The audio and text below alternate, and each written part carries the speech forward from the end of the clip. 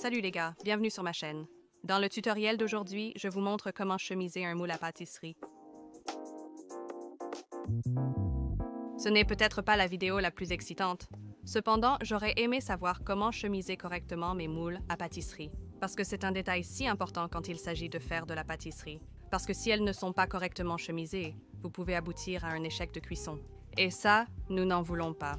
Dans mon prochain livre, j'ai tout un chapitre sur comment chemiser votre moule à gâteau. C'est donc à ce point important.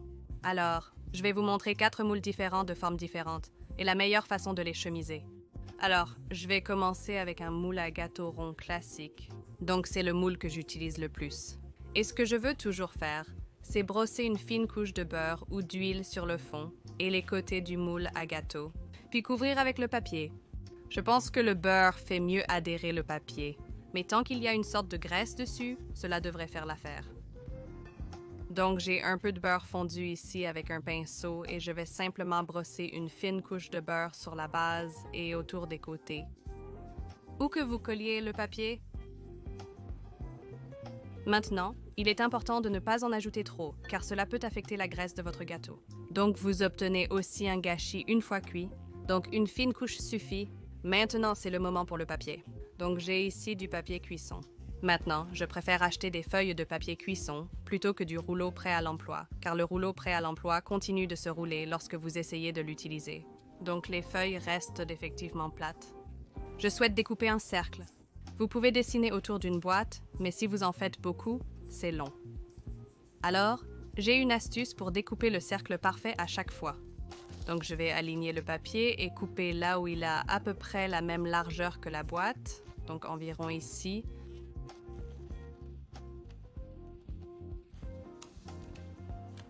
Couper une bande comme celle-ci et maintenant je vais former un carré et couper à nouveau à la même largeur que la boîte.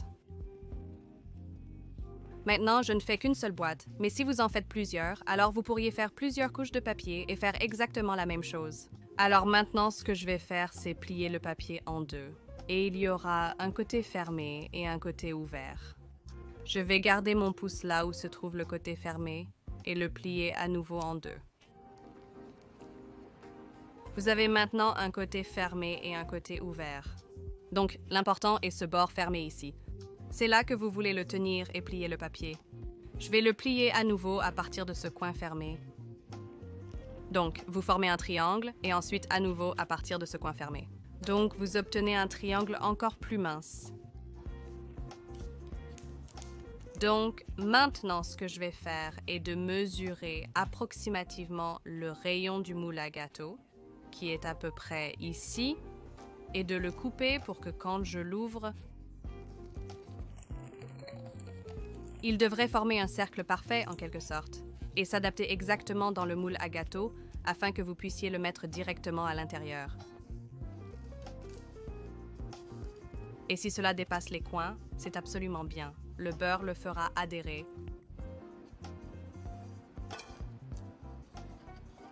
Comme ça. Donc votre gâteau ne va pas coller à cette base du moule. Maintenant, je vais juste couper quelques bandes du morceau de papier restant. Et les placer autour du côté du moule.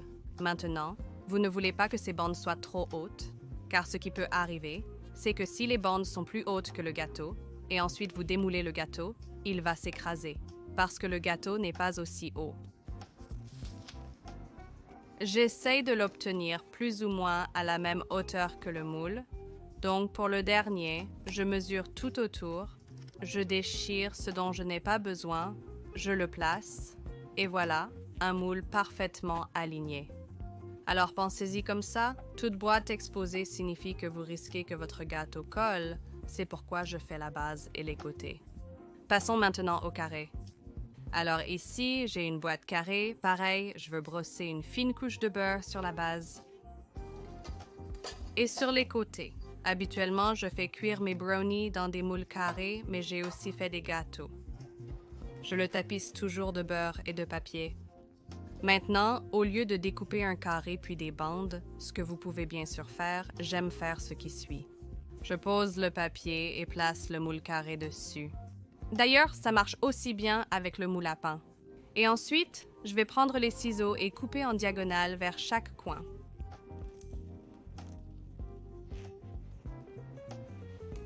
Retirez le papier, puis je vais placer le papier dessus.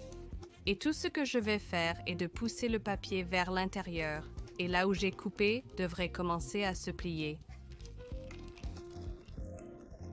Donc la chose importante ici est d'obtenir une base bien plate. Puis les coins se chevauchent parce que c'est là que j'ai coupé. Et tout ce que vous avez à faire maintenant est de bouger le papier jusqu'à obtenir une surface plate et ces coins qui se chevauchent. Et cela garantit que vous pouvez obtenir un ajustement vraiment serré avec le papier dans ces coins. Bien ajusté à l'intérieur. Et maintenant, je vais simplement couper ces morceaux de papier qui dépassent en coupant verticalement vers le bas.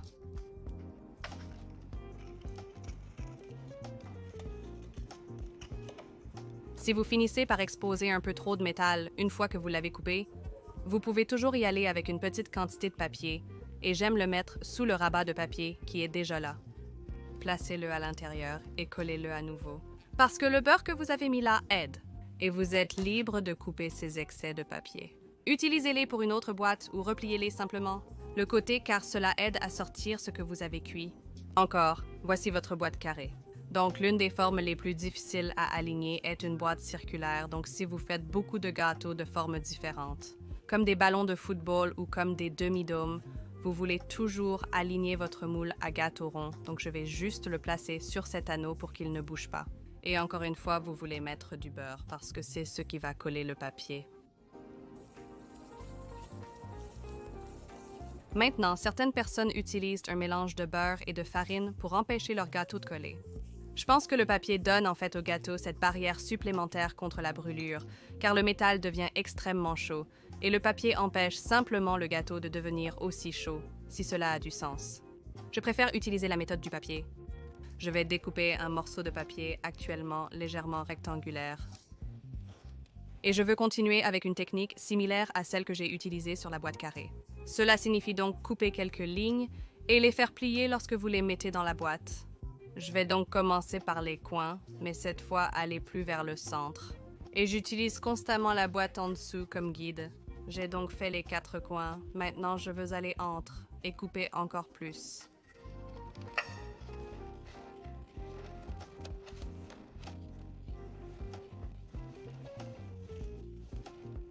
Maintenant, si vous utilisez un papier plus épais que moi, vous pouvez alors couper une fois de plus entre chaque triangle.